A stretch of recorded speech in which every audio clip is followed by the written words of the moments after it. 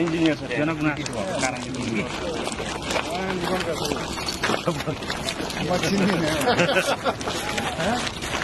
के छ भन्नु त तपाईको अब सिभिल स्ट्रक्चर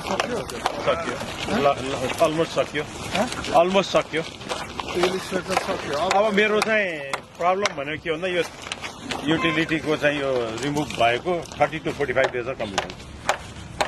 30 to 45 डेज अहिलेसम्म चाहिँ तपाईँले भन्नु भएन कहाँ नभन्नु नि 3 वर्ष अगाडिदेखि भनेको साथीहरूले कोसिस गरे होइन अब खै एनइओको हामीले भन्नु एनइओको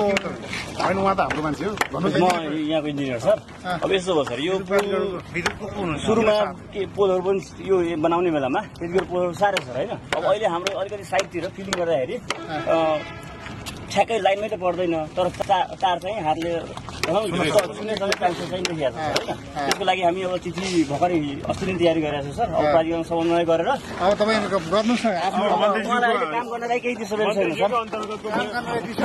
त्यस्तो डिस्टर्बेन्स छैन गर्नुहोस् न यो विद्युत देखाएर यसले गर्दा अब कामै पहिला काम गर्नुहोस् न